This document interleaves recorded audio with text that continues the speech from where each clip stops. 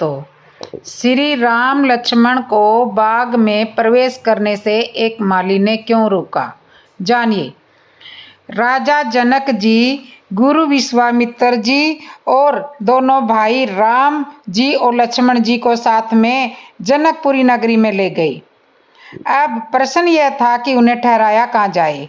तब उन्होंने गुरु जी सहित दोनों भाइयों को श्री जानकी जी का महल, सुंदर सदन जिसमें श्री सीता जी विराजमान रहती है, उन दोनों भाइयों को वहां पर ठहराया, क्योंकि सीता माता भक्ति स्वरूपा है, जनक जी ज्ञान स्वरूप है। वह जानते हैं कि ज्ञानी के भवन में तो भगवान ठहर नहीं सकते, भगवान तो भक्ति के महल में ही ठहर सकते हैं। इसलिए उन्होंने भक्ति रूपा माता जानकी के महल में दोनों भाइयों को ठहराया और भक्ति रूपा जानकी को अपने हृदय, अपने महल में, अपने हृदय में बसाया। इस प्रसंग का यही आशय है कि भक्ति के महल में ठहरने के पश्चात भगवान भक्त वत्सल हो गई। उसी समय लक्ष्मण जी के मन में जनकपुर देखने की लालसा जागृत हुई। लक्ष्मण जी के भाव को जानकर राम जी ने गुरुदेव जी से कहा, गुरुदेव, लक्ष्मण जनकपुर देखना चाह रहे हैं। गुरुदेव जी ने कहा कि जब लक्ष्मण को जनकपुर देखने की इच्छा है तो मुझसे कहना चाहिए, तुम क्यों कह रहे हो? राम जी ने कहा, गुरुदेव, लक्ष्मण के मन में थोड़ा संकोच है, आपसे कहने में संकुचा रहे हैं, इसलिए मैं कह रहा हूँ। गुरुदेव ने कहा, ठीक है, राजा जनक के 4 सेवक घूम रहे हैं, किन्हीं 2 को बुलाकर उनके साथ लक्ष्मण को भेज देंगे, वह जनकपुर के दर्शन करवा कर ले आएंगे। राम जी ने कहा, गुरुदेव, आपकी आज्ञा हो तो मैं इसे नगर दिखला करके ले आता हूँ। गुरु विश्वामित्र जी ने कहा, राम, तुम्हें लक्ष्मण को ले जाने की क्या आवश्यकता है? तुम्हें तो नगर देखना नहीं है और तुम कह रहे हो कि मैं दिखला लाता हूँ। तो यह बताओ, क्या तुम पहले जनकपुर आए हो? क्या जनकपुर तुम्हारा देखा हुआ है? राम जी ने कहा, नहीं, आया तो नहीं हूँ और देखा हुआ भी नहीं है। तो गुरु जी ने कहा, तब तुम्हारा ही देखा हुआ नहीं है तो तुम लक्ष्मण को कैसे दिखा पाओगे? राम जी ने कहा, गुरुदेव, नगर तो जनक जी के सेवक ही दिखलाएंगे, मैं तो केवल साथ में रहूंगा, क्योंकि सेवक पता नहीं लक्ष्मण को कब तक नगर में घुमाते रहेंगे। मैं साथ में रहूंगा तो अति शीघ्र नगर के दर्शन करा करके ले आऊंगा। इस प्रसंग का आशय यह है कि राम जी कहना चाह रहे हैं कि भगत के साथ भगवान का होना जरूरी है। भगवान साथ नहीं देते तो भक्त भटक सकता है, इसलिए राम जी लक्ष्मण जी के साथ जाना चाह रहे हैं। गुरुदेव जी ने दोनों भाइयों को नगर दर्शन की आज्ञा दे दी। दोनों भाई जनकपुरी में प्रवेश करते हैं। वहाँ के नर नारियों को जब यह पता लगता है तो वह सब के सब सुंदर रूप के दर्शन करने के लिए निकल पड़ते हैं। जनकपुर की नारियां महल अटारी से इनके दर्शन कर रही है, आपस में बातें कर रही है। कोई पीताम्बर का वर्णन कर रही है, कोई घुंघराले केसों का वर्णन कर रही है, कोई सांवले और गोरे का वर्णन कर रही है, किंतु महिलाओं को प्रभु के मुख रूप के दर्शन नहीं हो रही। सब सखियां आपस में बातें कर रही है, इनका रूप दिखाई नहीं दे रहा है। कोई कहती है इनके ऊपर के दर्शन करने के लिए अभिमान रूपी महल से उतरकर नीचे भूमि पर आना होगा, तब इनके दर्शन होंगे। कोई कहती है हम मर्यादा में बंधे हुए हैं, मर्यादा के कारण भूमि पर इनके सम्मुख नहीं आ सकती। तब जनकपुर में सखियां श्री राम जी को ऊपर देखने के लिए कुछ व्यंग करती है, ताकि दोनों भाई अपना मुख ऊपर करें और हम उनके मुख के दर्शन कर लें। वह एक युवती लगाती है, एक पूछती है, क्या तुम इन्हें जानती हो? यह कौन है? दूसरी सखी कहती है, हम तो इनके पिता तक को जानती हैं। पिता का क्या, हम तो इनकी माताओं को भी जानते हैं। और श्री राजा दशरथ जी का नाम लेती है। तब लक्ष्मण जी राम जी से कहते हैं, भैया, आपकी आज्ञा हो तो मैं ऊपर की ओर देखूं। कोई हमारे माता पिता का नाम ले रहा है, हो सकता है कोई हमारा रिश्तेदार ही होगा। राम जी ने कहा, नहीं लक्ष्मण, ऊपर देखने की कोई तुम्हें इजाजत नहीं है। यह भक्ति की नगरी है, श्री जानकी जी की नगरी है और इस नगरी में सिर झुकाकर चलने की ही शोभा है। मैं इसलिए तुम्हारे साथ में आया हूँ। इस तरह दोनों भाई जनकपुर नगरी में अपने सुंदर रूप के दर्शन सभी नर नारियों को कराते हैं। राम जी लक्ष्मण जी दोनों भाई जनकपुर के दर्शन करके सब नर नारियों को अपने सुंदर रूप के दर्शन कराकर संध्या समय वापस गुरुजी के पास पहुँचे। अधिक विलंब हुआ जानकर मन में राम जी को संकोच हुआ। संध्या वंदन करके रात्रि विश्राम के पश्चात प्रातःकाल उठकर गुरु वंदना दैनिक कार्यशैली से निर्वित होकर गुरु जी से आज्ञा लेकर पुष्प वाटिका में पुष्प लेने के लिए पहुँचे। वहाँ जाकर देखा कि बाग के द्वार पर कोई दिखाई नहीं दे रहा है। राम जी पुष्प लेने के लिए अनुमति लेना चाहते हैं। अनुमति मांगने के लिए इधर उधर घूम देख रहे हैं किंतु कोई दिखाई नहीं दे रहा। राम जी ने अपनी नर लीला में हम मानवों को मानो अपने चरित्र और व्यवहार के माध्यम से हमें संसार में किस तरह के शिष्टाचारी का पालन करते हुए जीवन जीना चाहिए, यह सब चरित्र व्यवहारिक रूप से करके दिखाया है।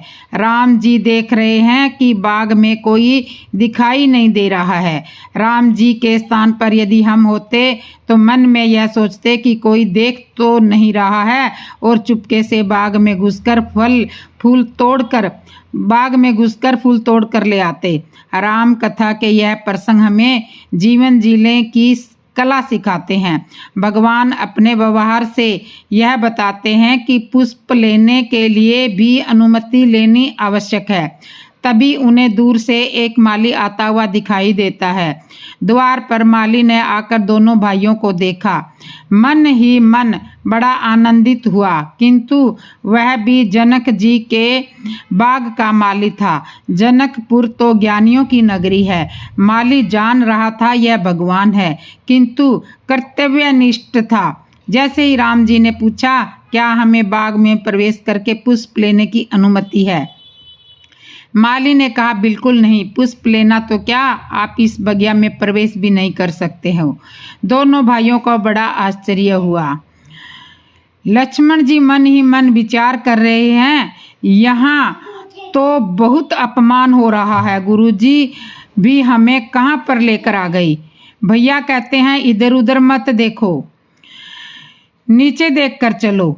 यह वेदही का नगर है और तो और साधारण माली भी हमारा अपमान कर रहा है, किंतु कर भी क्या सकते थे। माली ने कहा, आप वही हो। माली ने कहा, आप वही हो जिन्होंने रास्ते में आते हुए एक पत्थर को छुआ था और उसने नारी का रूप धारण करके आकाश मार्ग से लुप्त हुआ है। मैं तुम्हें पुष्प वाटिका में प्रवेश नहीं करने दूंगा। आपके पाँव में जादू है और हो सकता है हाथों में भी जादू हो। आप वाटिका में आओगे, हाथों से पुष्प चुनोगे और कहीं जिस पौधे के आपने हाथ लगाए और वो पौधा नारी बनकर ऊपर आकाश में उड़ने लगे तो हमारी यह बगिया तो वीरान ही हो जाएगी। इसलिए मुझे क्षमा कीजिए, मैं आपको अनुमति नहीं दे सकता। प्रभु श्री राम जी ने माली से कहा, भैया ऐसा नहीं है, हमारे हाथों में कोई जादू नहीं है। आप विश्वास कीजिए। आपको विश्वास दिलाने के लिए हम इतना कर सकते हैं, आप हमें किसी एक पौधे से एक पुष्प उतारने दो। यदि उस पौधे को छूने से, उस पुष्प को उतारने से यदि वह पौधा नारी बनकर उड़ जाता है तो फिर हमें दूसरे पुष्प की अनुमति मत देना। हम फिर पुष्प लिए बिना ही वापस लौट जाएंगे। और दूसरी बात यह है कि नारी तो वह पत्थर बना था, कोई पौधे तो नारी नहीं बने थे। माली ने कहा, यहाँ भी एक समस्या हो रहेगी, क्योंकि पुष्प लेने के लिए तुम्हें अपने हाथ धोना पड़ेगा और हाथ धोने के लिए सरोवर में जाना पड़ेगा और सरोवर के किनारे पत्थरों की शिलाएं रखी हैं। तुम वहाँ पर जाओगे तो उन पर तुम्हारे चरण पड़ेंगे और वह भी नारी बन जाएंगी। बड़ी परेशानी हो सकती है। बड़ी परेशानी हो सकती है महाराज। मैं क्या जवाब दूंगा, यहाँ की व्यवस्था देखना मेरा कर्तव्य है। आप इस बगिया में प्रवेश ना करो तो ही उचित रहेगा।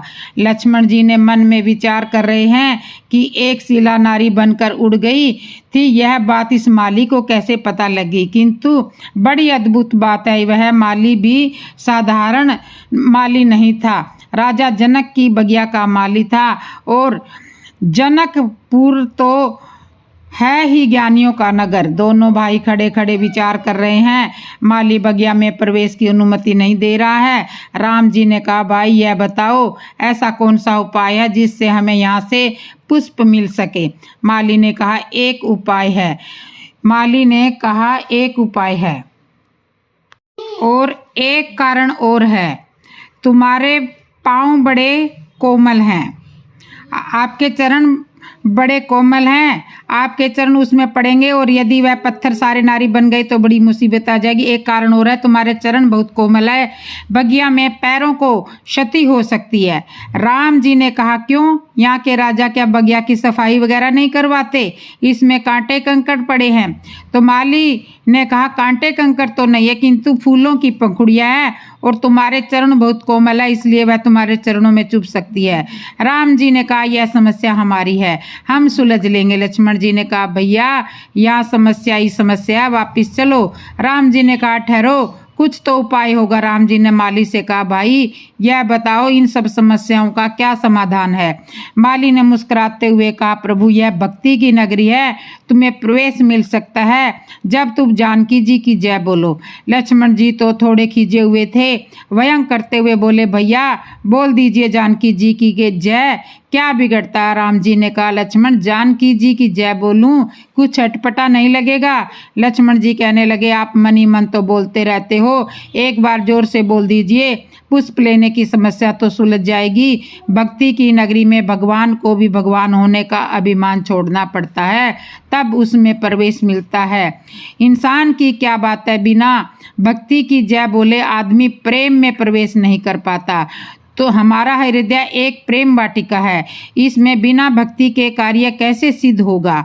राम जी दल फूल का चयन करते हैं, उसी समय एक सखी वहां पर आ जाती है जो जानकी जी के साथ में गौरी जी के पूजन में शामिल नहीं थी। अचानक उन्हें भगवान के दर्शन हो जाते हैं। श्री रामचरितमानस का यह प्रसंग यह बताता है कि देखो, भगवान पहले उन्हें मिले जो पूजा में शामिल नहीं है, जिनका पूजा से कोई वास्ता नहीं है। संत जी का कहने का आश्चर्य यह है कि पूजा करना व्यर्थ नहीं है, पूजा करना बड़ी अच्छी बात है, किंतु यह प्रसंग यह बताता है कि भगवान साधक ही इनको पहले मिलते हैं और साधन स्वपन को बाद में मिलते हैं। और यह भी बड़ी विचित्र बात रही, जो पूजा में शामिल नहीं है उसी ने आकर गौरी जी की पूजा करने वाली जानकी जी और सखियों को जाकर के बताया, साधनहीन साधन स्वपन को भगवान के दर्शन करा रही है। जानकी जी बगिया में आती है, पत्तों की ओट से राम जी को निहारती है, राम जी सीता जी को निहारते हैं। इस प्रसंग की एक विशेष बात यह है कि पुराने समय में व्यवहारिक जगत में वर और वधू आपस में एक दूसरे को नहीं देख पाते थे। यह परंपरा रही थी कि गांव के ब्राह्मण कन्या के लिए वर तलाशने जाते थे और कन्या के लिए वर चयन करते थे। उनके द्वारा ही परिवार वालों को वह रिश्ता मान्य करना होता था। कन्या तो विवाह के बाद तक अपने पति को नहीं देख पाती थी। ससुराल आ जाने के बाद फिर कहीं 2-4 दिन बाद देखती थी, किंतु यह परतंत्रता थी। पहले माँ बाप की बिना अनुमति के विवाह नहीं होते थे और वर्तमान में बेटी माता पिता से विवाह के लिए अनुमति लेना आवश्यक नहीं समझती है। इसे समझदा कहते हैं। रामचरितमानस का पुष्प वाटिका में सीता राम जी के मिलन का यह प्रसंग यह संदेश देता है कि समाज में जो परतंत्रता थी, जिसमें वर वधू आपस में एक दूसरे को नहीं देख पाते थे, और वर्तमान में यह समझदाता है कि कन्या अपने वर के लिए माता पिता की अनुमति आवश्यक नहीं समझती है। यह प्रसंग यह संदेश देता है कि उस परतंत्रता वालों को थोड़ा आगे आना चाहिए और इस समझदारता वालों को थोड़ा पीछे जाना चाहिए। वर और वधू आपस में मिले तो सही, लेकिन उद्देश्य वासना का नहीं, उपासना का होना चाहिए। सुनैना जी की माँ ने उनकी माता सुनैना सीता जी को उनकी माता सुनैना ने गौरी पूजन के लिए भेजा था और राम जी को उनके गुरुजी ने पुष्प लेने के लिए भेजा। दोनों का आपस में मिलन हुआ, एक दूसरे को देखने का अवसर मिला, किंतु माध्यम उपासना का रहा। यही इस प्रसंग का सार्थक संदेश है। सीता राम जी का पुष्प वाटिका में मिलन हुआ। सीता जी ने राम जी को देखा, राम जी ने सीता जी को देखा। सीता जी राम जी के दर्शन करने के पश्चात भगवान की सांवली सूरत को हृदय में बैठाकर दोबारा गौरी माता के मंदिर में प्रसन्न होते हुए पूजन करने के लिए गई। पहली बार जब पूजन कर रही थी, गौरी माता से अपने रूप के अनुरूप वर मांगा था। दूसरी बार जब गई तो मन में संकोच है, संकुचा कर वरदान मांग रही है। रामायण के ममरज संत इस प्रसंग का अर्थ निकालते हैं कि सीता जी संकुचा क्यों रही है। पहली बार तो नहीं संकुचाई थी, फिर दूसरी बार किस लिए संकोच हो रहा था। संत कहते हैं कि पहली बार जब वरदान मांगा था तब सीता जी को किसी से संकोच नहीं था, क्योंकि वह अकेली थी और अपने अनुरूप वरदान मांग रही थी।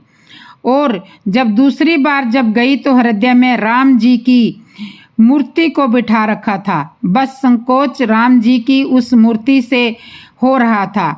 गौरी माता से विनती कर रही है कि आप तो सबके हृदय को जानने वाली हो, मुझे क्या वरदान चाहिए वह आप जानती हो। सीता जी की प्रेम भरी प्रार्थना सुनकर गौरी माता के कंठ से पुष्पमाला खिसक गई और मूर्ति मुस्कुराई। यहाँ भी बड़ी अद्भुत बात है, मूर्ति गौरी जी की नहीं मुस्कुराई। मूर्ति सीता जी के हृदय में बैठी हुई राम जी की मूर्ति मुस्कुराई। वह इसलिए कि सीता जी ने अपने लिए गौरी माता से वरदान मांगा। गौरी माता ने प्रसन्न होकर पुष्पमाला खिसकाकर यह संकेत किया कि तुम्हारा मनोरथ पूर्ण हुआ है। यह सुनकर सीता जी के हृदय में विराजमान राम जी की मूर्ति मुस्कुराई। चलो, श्री सीता जी के साथ साथ हमारा भी काम बन गया। यही इस प्रसंग का वास्तविक अर्थ है। राम लक्ष्मण दोनों भाई जब पुष्प लेकर के गुरुजी के पास आए थे तब गुरुजी ने उन्हें विजय श्री का आशीर्वाद दे दिया था, किंतु जब दूसरे दिन यज्ञ मंडप में जाना था तब गुरुजी ने अपना बयान बदल लिया। दोनों भाइयों से कहा, चलो आज धनुष यज्ञ है, चल कर देखते हैं विधाता किसको यश प्रदान करता है। गुरु विश्वामित्र के साथ दोनों भाई राजा जनक जी द्वारा बनाए गए यज्ञ मंडप में पहुंचे। जनक जी ने गुरु जी सहित दोनों भाइयों को ऊंचे सिंहासन पर बैठाया। वहां पर राम जी एक हैं और उन्हें देखने वाले अनेक हैं। जिनका जैसा भाव था उसी भाव के अनुरूप उन्होंने भगवान को देखा। राजा जनक जी ने जब देखा कि सभी राजा लोग उपस्थित हो गए हैं तब उन्होंने अपने बंदीजनों को बुलाया और कहा कि अब घोषणा की जाए धनुष भंग की। राजा जनक के बंदीजन बहुत होशियार थे। वह चाहते थे कि राजा जनक को श्री सीता जी का विवाह राम जी के साथ कर देना चाहिए, ताकि यह धनुष तोड़ने वाला कार्यक्रम स्थगित हो जाए। समय बर्बाद करने से क्या फायदा।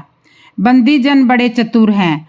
उन्होंने घोषणा की। वह जानते थे कि हमारी घोषणा सुनकर समझदार राजा लोग यहाँ से चले ही जाएंगे और जो घमंडी है वो तो मानेंगे नहीं, वह तो आवश्यक अपना जोर आजमाएंगे। बंदीजनों ने कहा, सुनो सुनो, सब राजा लोग बड़े ध्यान से सुनो।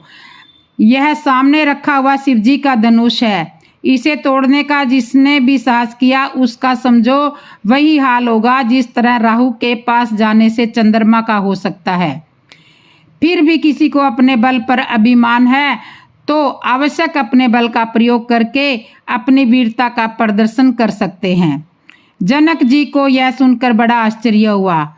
उन्होंने बंदी जनों से कहा कि क्या मैंने आप लोगों को इसी तरह की घोषणा करने को कहा है?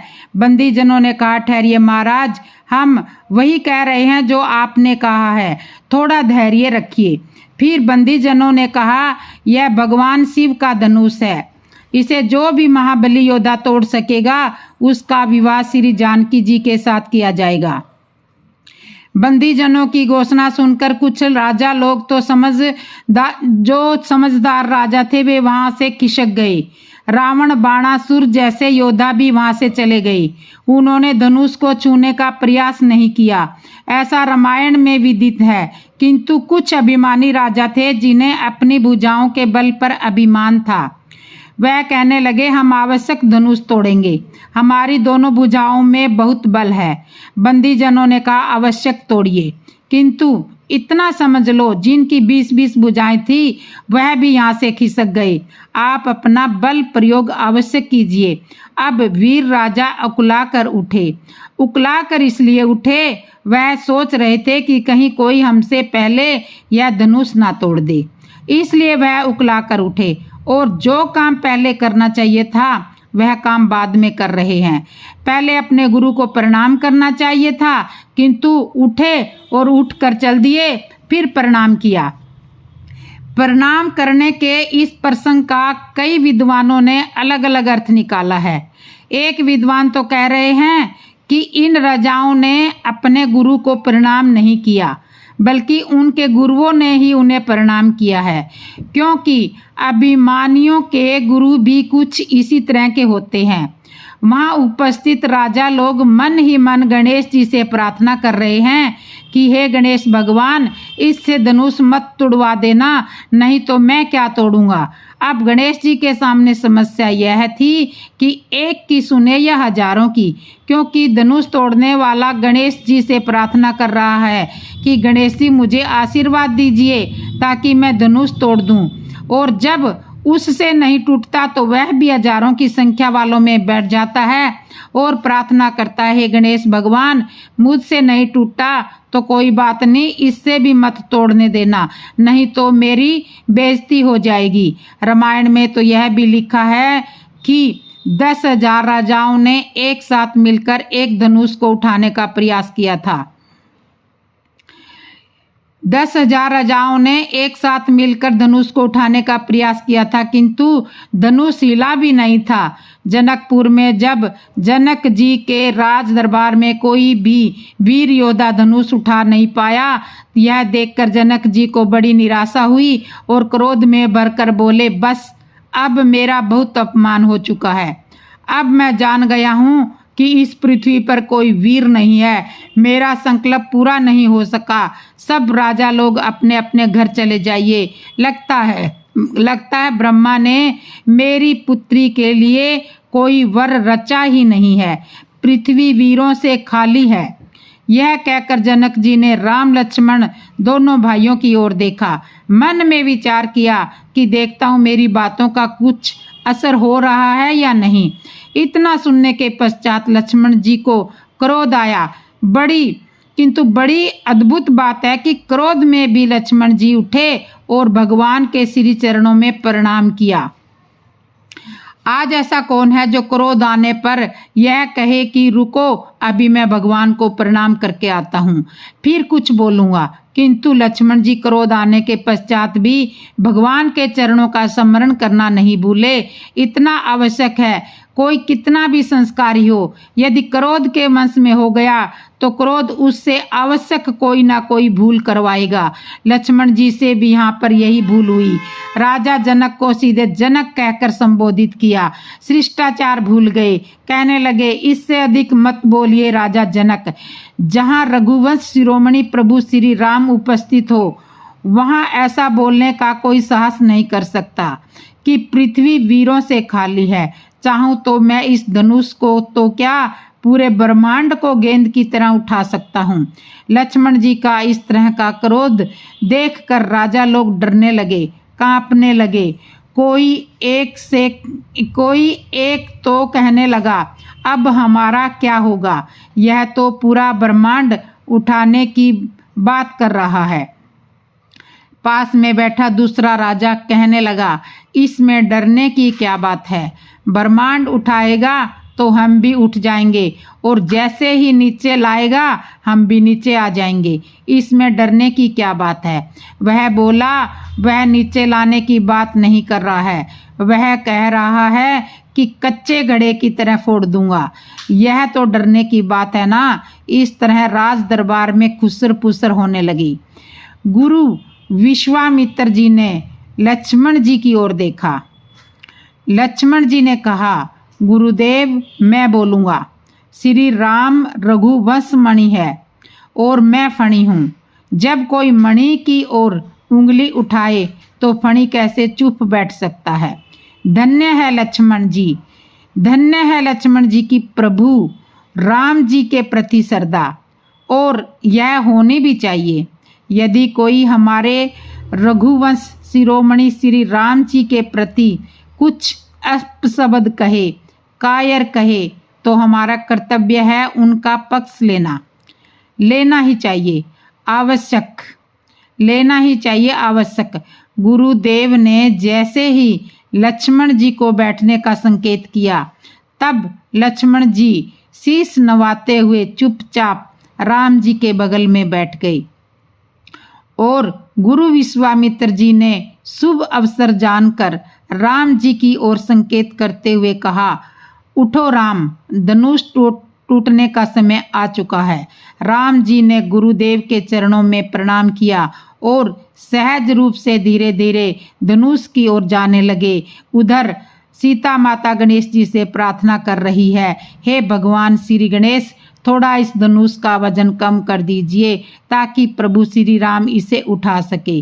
गणेश जी भी मन ही मन कह रहे हैं कि हमें वजन कम करने का कह रही है, हमारा ही कौन सा वजन कम है, और फिर यदि मैं इस धनुष का वजन कम कर भी दूंगा तो इससे रिक्त वजन को रखूंगा कहाँ। सीता जी का मन ही मन कह रही है कि इन राजाओं के ऊपर रख दो, यह ज़्यादा उठक बैठक कर रहे हैं, इन पर थोड़ा वजन पड़ जाएगा तो यह कम से कम चुपचाप बैठे रहेंगे। और आप तो वजन कम करने की कला को जानते हो, तभी तो एक जरा सा चूहा आपका भार सहने में सक्षम है। विद्वान लोग कहते हैं कि हमारे सनातन धर्म में बड़ा उससे माना जाता है जिसका वजन छोटे से छोटा व्यक्ति उठा सके, उसी कारण गणेश जी प्रथम पूज्य है। इस तरह राम जी धनुष के समीप आए। सभी लोग बड़ी बेचैनी से राम जी की ओर देख रहे हैं। तभी राम जी ने धनुष को तोड़ दिया। धनुष को उठाते ही टूटते हुए किसी ने नहीं देखा।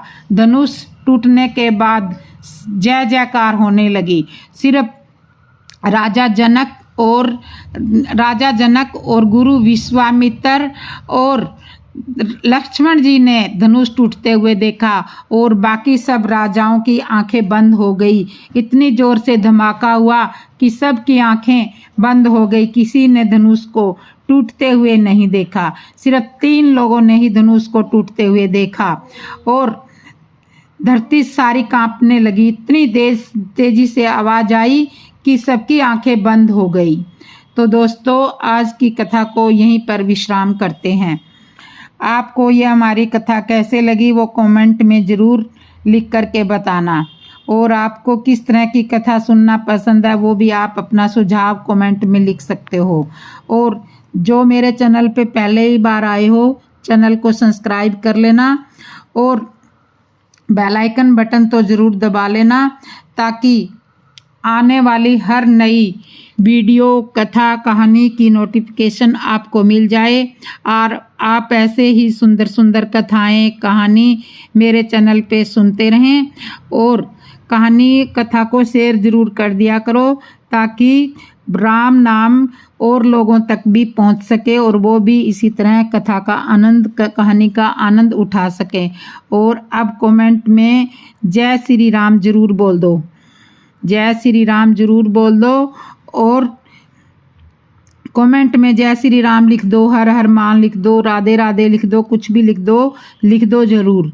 और एक बार मुँह से बोल दो जय श्री राम, जय श्री राम, जय श्री राम, जय श्री राम, जय श्री राम, हर हर महादेव, जय श्री राम, जय श्री राम, जय श्री राम, जय श्री राम, जय श्री राम, जय श्री राम।